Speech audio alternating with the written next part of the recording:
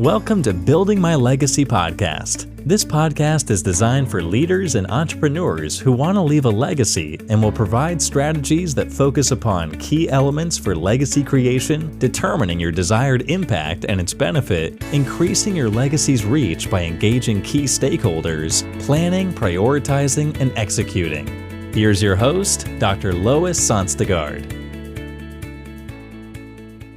Welcome, everybody, to today's Building My Legacy podcast. I have with me today Hannah Williams. Hannah is, well, unusual. How can I say it any other way? Think of it. If one of your kids at age 14 decided to go to college, that would be quite awesome, wouldn't it? Well, Hannah went to college at age 14, graduated, and began actually her whole business career when her father handed her a phone at age 14 to close a sales deal for him. So she's been immersed in business. She's been immersed in the notion of how do you grow and develop in being an incredibly, unusually talented person in the marketplace. So Hannah has a specialty in the Gen Z population. Who are they? How do they think? How do we need to work with them? And what does it really mean in terms of hiring, onboarding, and retention within the workplace? So Hannah, I want you to just tell us a little bit about your story, how you got into all of this, what your interest is, and then we'll talk a little bit more about what you do today. Thank you so much for having me, Lois. I'm so excited to get into this topic. It's my favorite thing to talk about, obviously. I am a Gen Zer, as you mentioned. I'm 23 now, and looking back over the past decade when, my interest in this topic started, it seems like forever, but, for me, it's only about 10 years ago that this was really brought to mind. So as you mentioned, I began my story into the world of business at a very early age. And surprising thing is, I'll tell my story in a second, but if you hear this story and think, wow, this person is exceptional or has a different life than a lot of people, I would actually say, my generation, my friends, the people that I spend time with, the wonderful Gen Zers all over the world who I speak with to learn from, many of them have similar experiences to what I'm about to describe. And I think that's a huge testament to our Gen X parents. So my story actually began, I was 12 years old. And I was in the back of my dad's blue pickup truck, and we're going down the highway, and it's, bouncing over bumps. I live in the beautiful mountains of Asheville, North Carolina, but it's very mountainous and it is very bumpy, and the roads were not very well paved when I was 12. So I'm, bouncing over the roads, and my dad was building his real estate business at the time. So we were going to collect, rent from the different tenants around the area. And I'm sitting in the back doing my homework, this, studious student. And I, just was minding my own business. And he suddenly hands me his cell phone. And he said, "Hey, Hannah, this phone's ringing. There's a guy at the end of the line. He wants to sell his house and you're going to close the deal." And I'm just, sitting there struck out of my mind, just, what in the world am I supposed to do? And I took this phone, shocked, and fumbled through that call with his help. And sure enough, we had the house under contract a couple weeks later, and my family still owns that duplex. So that was kind of my first introduction to the world of entrepreneurship. But, get this. So I'll talk about how I fell into this world of Gen Zers and talking or helping companies unlock the potential of my generation. But 55% of my generation, because of experiences like that and our immersion into the world of entrepreneurship, 55% of my generation is saying that we want to become entrepreneurs. And 24% of us at the time of this survey already had started our own businesses or side hustles. Now, I don't know if that's news to anybody listening or news to you, Lois, but to me, it's fascinating to see the number of Gen Zers who are intrigued and love this idea of being an entrepreneur and building a business and building this future in a different sort of way. I think we're seeing it as a global phenomena. I'm seeing it in other countries as well. So it's not limited to our borders, which is also very interesting, isn't it? It is, exactly. So, and like you said, it's a worldwide phenomenon, and every generation is seeing, entrepreneurs, of course, come out of their own generation. But for me, looking from my perspective, it's a very unique one where there's, even a larger population, much younger, that is really looking to entrepreneurship as a way of the future. So I'm hopeful we can talk about that a little bit more in this interview, and look at some ways that companies can hire this entrepreneurially spirited generation and use it as a competitive advantage. But you may be wondering at this point, how did I fall into consulting on this topic? Because it's so broad ranging and so niche at the same time. So I was, after that experience with my dad and his company, I ended up graduating college at 18. I did college a little bit differently. Again, much like many Gen Zers, I went through an online program. I've never stepped foot on the campus I graduated from.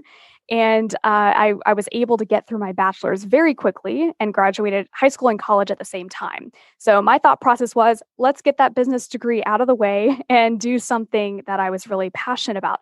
So I fell into this world of consulting because at 18, after I graduated, I took a role with a consulting business that traveled all over the country, and we trained many varieties of businesses, all from hospitality to healthcare to financial services, in employee experience and creating better culture in their businesses.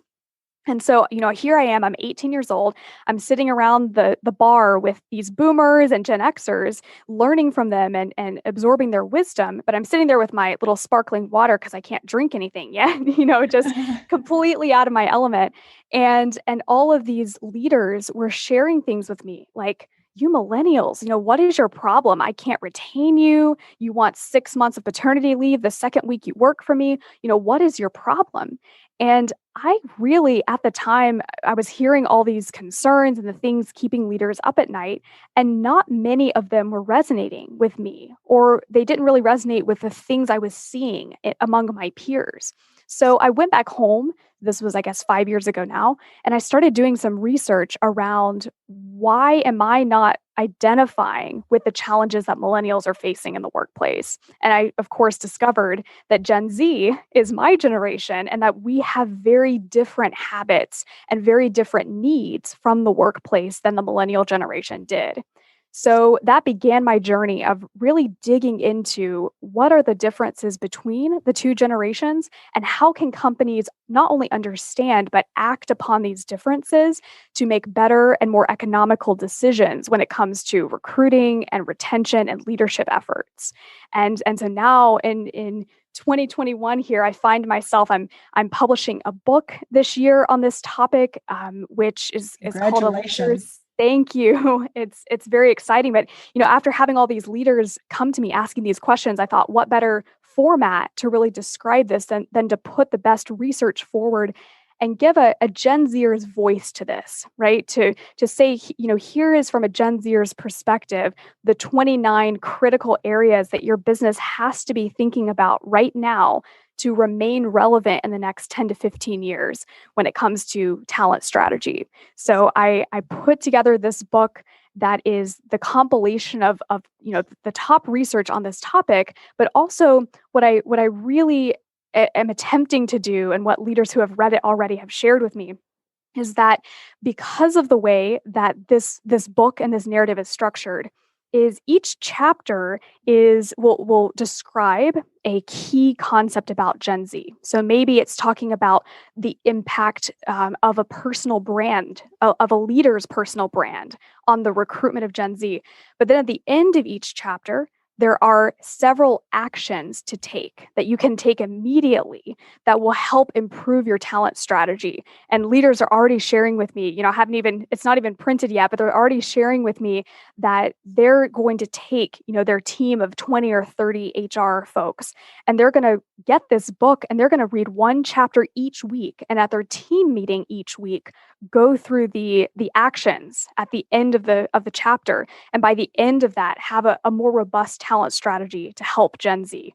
So long story to Fabulous. say, my role and how I fell into this and the reason I'm passionate about it is because I see a huge untapped potential that many companies are ignoring, or they're choosing to hire Gen Z on as the lowest level position and not realizing the potential that our generation can bring as a competitive advantage to their initiatives right now.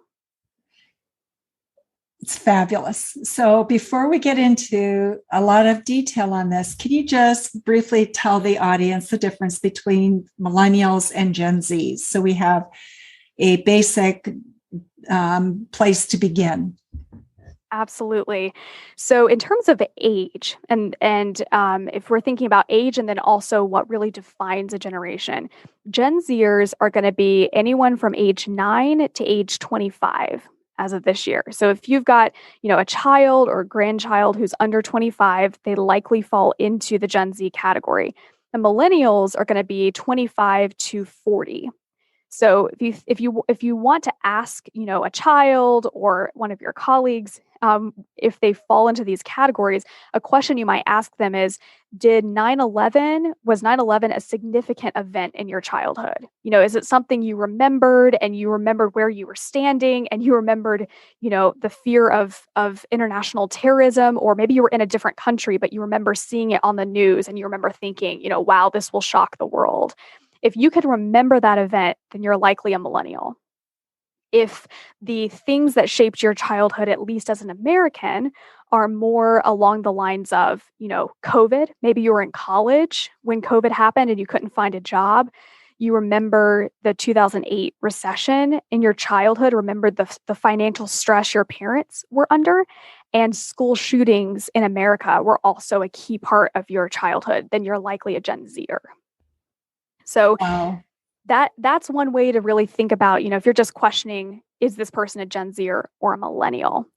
But there are lots of things about the two generations that we could talk about that define, the differences between the two. And I can list 5 key ones out right now, and then we can, into them if we want to go further. But those are, number one, the difference between a millennial and a Gen Zer shows up heavily in this idea of idealism versus pragmatism. So if you think about the millennials, and unfortunately, we all have stereotypes for generations, right? So millennials were called the Snowflake generation in a lot of ways, right? They have this negative association with job hopping and being flaky about their work. So while I think that's an exaggeration and obviously not looking at the benefits millennials could bring, there is a huge trend between the two generations that millennials were raised in a very idealistic sense of the world. Their parents really ingrained in them that they could do anything, that the world was at the tips of their fingers. And Gen Zers have been raised much like, the story I described with my dad, to show us that the world is challenging, that there's a lot of opportunity, but that we will have to fight to get anywhere. So there's an idea of idealism versus pragmatism that will influence and shape how we approach work. The second is that millennials were not digital natives, right? They kind of stumbled into technology as social media was invented. And, contrast that with Gen Z. We are digital natives, but we are not digital lovers. So we could actually go into that, more talking about how Gen Z thinks in terms of technology. I'm sure we'll get into that in a little bit, but I'll finish listing these. The third distinction between the two generations is Gen Z, unlike millennials, is open to non-traditional education paths. Now, this could be career-based training or skill-based training, or it could be something like I did, going to an online school. 62% of my generation is open to other types of trade-based programs. And you contrast that with millennials, only 23% of them were open to that sort of trade-based programming. And then you have number 4, which is this idea of millennials, the Snowflake generation, right? On average, holds between 7 to 10 jobs by the time they're 30. That's what the data showed. Gen Zers, 61% of Gen Zers are saying we'd want to stay with the company for 7 to 10 years if we are, a part of a team that we enjoy and the culture suits what we need. So, contrast that. We've got a strong sense of loyalty in my generation instead of that job hopping mentality. And then the fifth and final major difference is the idea of individualism versus collectivism. So Gen Z is a very individually, often even narcissistic generation, very individually minded, which obviously has its pros and its cons, its stumbling blocks, versus millennials who brought the sense of collectivism and pulling together as a team.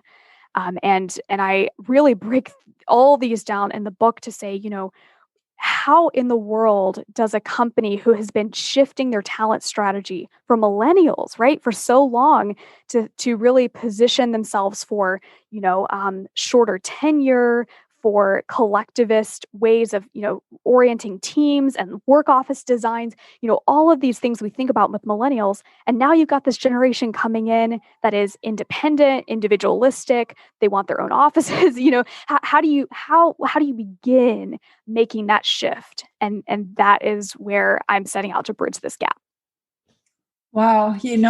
So that has incredible impact on how we hire and also how we can retain. So your thoughts, we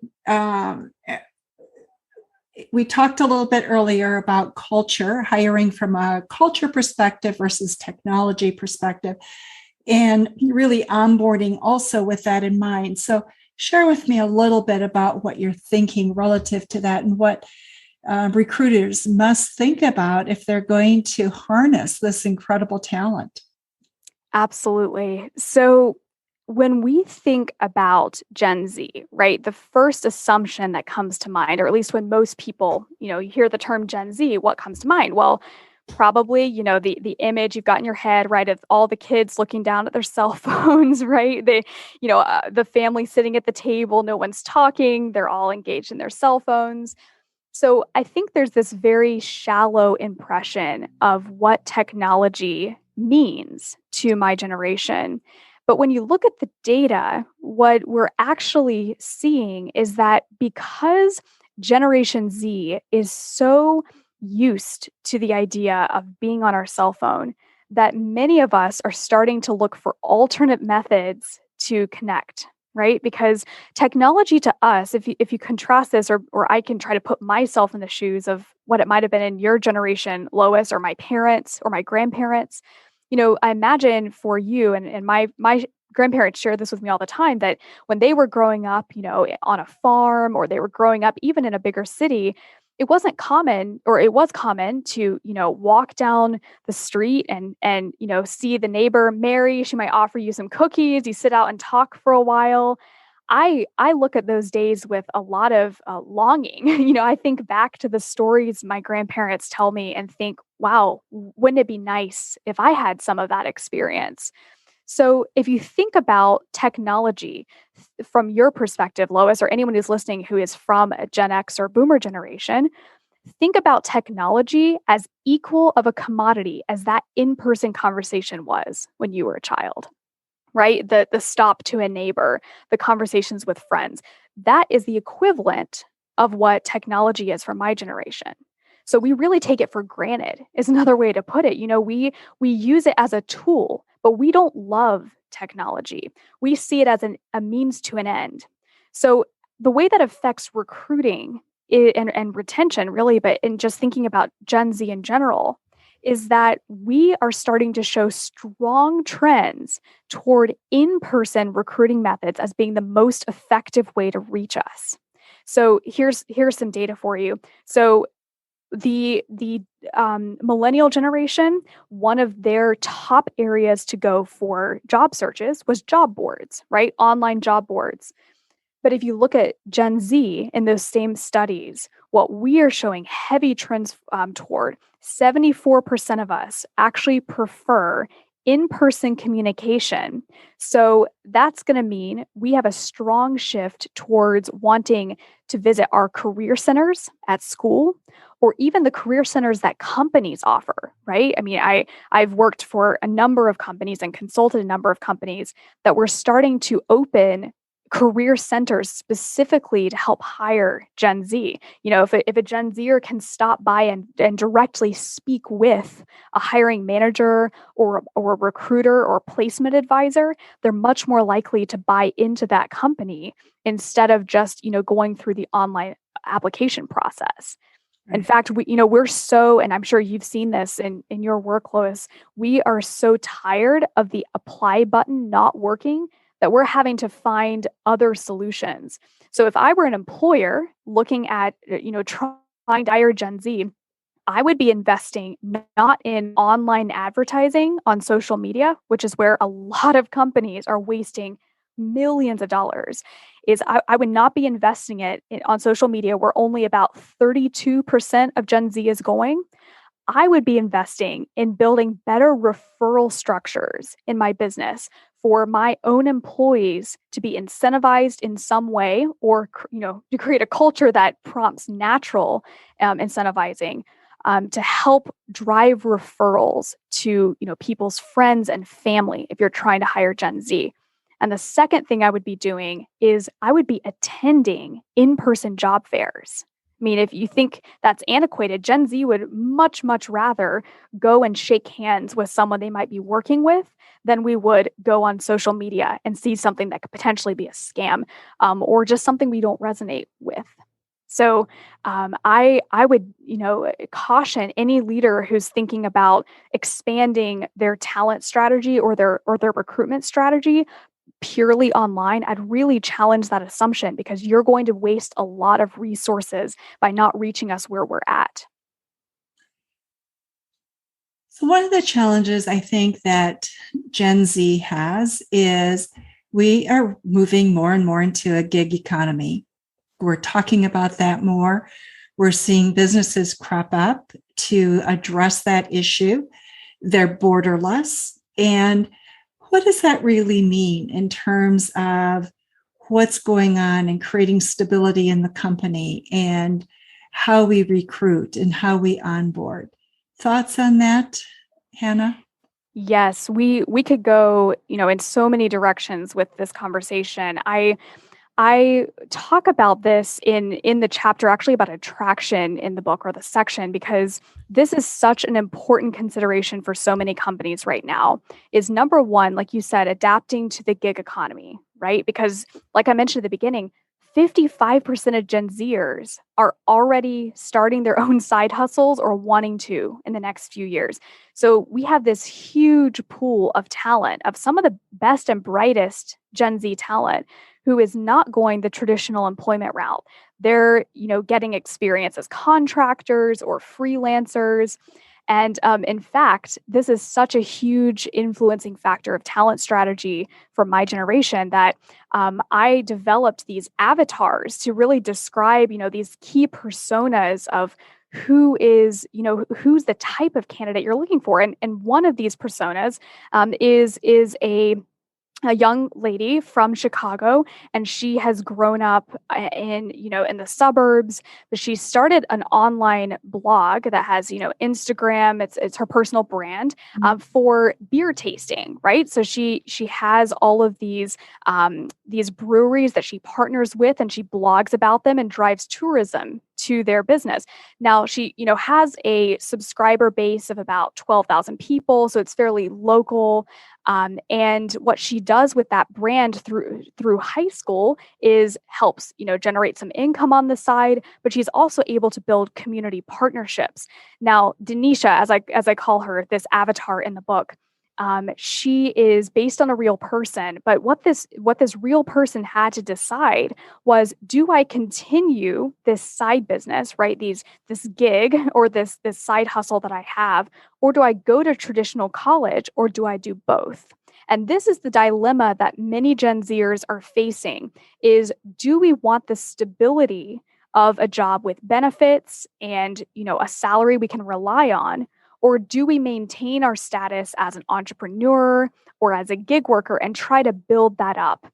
So I would posit to any leader who is looking at Gen Z specifically across the talent spectrum that your business has to involve a range of working styles, right? You have your full-time staff, your part-time staff. You also need to think about where would it make sense to plug in these highly entrepreneurial gig workers.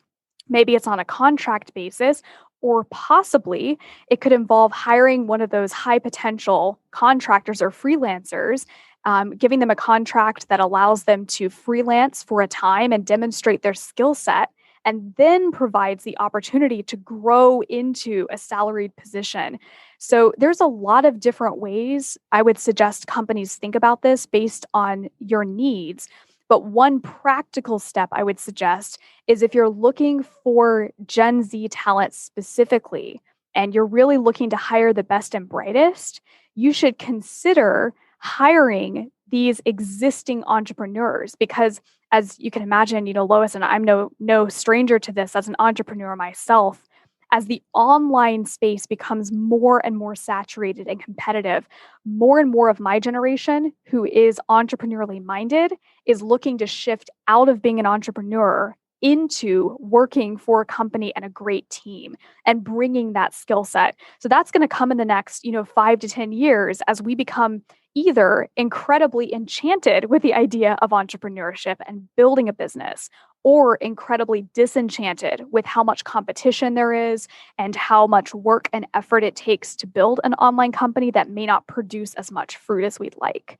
So, if we think about the talent spectrum as a whole, every business needs to be thinking, where are those areas, the far right being full-time, employees with full benefits and the costs associated, all the way down to freelance workers, and where do positions make sense to grow or to shift, and to change, and that's actually one of the challenges that I often give to leaders is think about one position you have in your company. Think maybe you're focused on your marketing division. Think about one role that you have that's currently full-time, and then analyze the costs or the benefits associated with replacing that full-time position, possibly with 2 or 3 freelancers who could bring more creativity to the business instead of having just one person's ideas. And for a lot of companies, it makes sense economically and creatively to move toward more of that gig economy mindset while still having the stability and the creative focus that a full-time staff offers. That's fascinating. I think what you're offering is a solution, right? And a very different kind of solution than what we traditionally think about. And I think along with that, we may have to even go a step further and say, let's group you together so you can support each other as you freelance, because we know from being entrepreneurs ourselves that energy is finite. Exactly. And if you want to really grow and expand, the more energy you can bring to yourself, the more rapidly you can grow and expand. And so that also becomes perhaps an additional gifting that companies can provide to employees. What have we missed? This is a topic we could go on and talk with for a long time. What have we missed that we should include or talk about? I agree. There are so many areas to think about. I definitely want to discuss some very practical applications of this idea of recruiting through culture, because this is such a needed topic right now, right? With the amount of jobs that are available, with the millions of jobs available across the world, and the labor participation rate shrinking, for the past several months. Really helping leaders to build a culture-centric recruitment mindset is going to be so crucial. So I want to point everyone toward a few resources that can really help with this. The first one is, and many of our listeners may have considered this, but it's a very new concept when it comes to Gen Z. There's an idea of mentorship as a recruitment tool. So if leaders on here are looking to really leave a legacy, to really make a difference for the next generation, but also help their company to thrive, I believe every company in the world, really, if they want to be competitive in the recruitment space, needs to be investing in mentorship of their community. So a specific resource, one of my good friends, Lauren Glass, just founded a company that she calls Make a Ripple. It's RPL, if you look it up. And their company is connecting mentors from key organizations with students from key universities throughout their time in college. So Gen Z, unlike other generations, is starting to make employment decisions during our freshman and sophomore years of college, if we do go to college. So it's getting more and more crucial for companies to get in front of us more soon, sooner than they ever thought they had to. So I would really, if I were a leader listening to this and really looking to make a difference in recruitment, I would reach out to a company like Ripple. And again, you can look it up. It's just RPL is Ripple.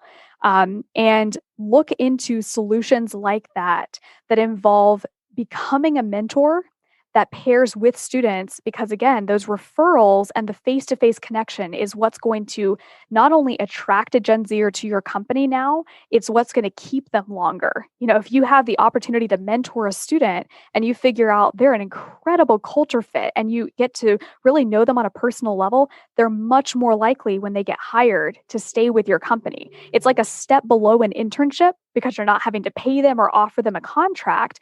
You're simply reaching out as a mentor. And if you can do that for an hour a month or an hour a week, whatever your time allows, what if, 10 people in your company were able to do that for a student, just an hour a month? Imagine the strong talent pipeline you would be able to bring in. And it gives you a chance not only to get to know the student, but to assess in a way without cost to you, how valuable that person will be. So that would be one really practical step I would advise anyone listening to do. The second is I would encourage you to attend a job fair. I don't care what level of leader you are in an organization. If you have, if you're a 50 million or 100 million or even $1 billion dollar organization right now, if you are a leader in any capacity in a firm and you're not connected with the next generation, then your talent strategy is not going to succeed as well as it could if you were involved as boots on the ground. So I'd pick a day, go to a career center or a job fair and speak with some students, get to know what are they thinking about with the job search, get in front of them. And if by you being there as a senior level director or even a founder, whatever your role is, you are going to you're going to create hype. You're going to create word of mouth generation among those students who are really looking at which company cares about me.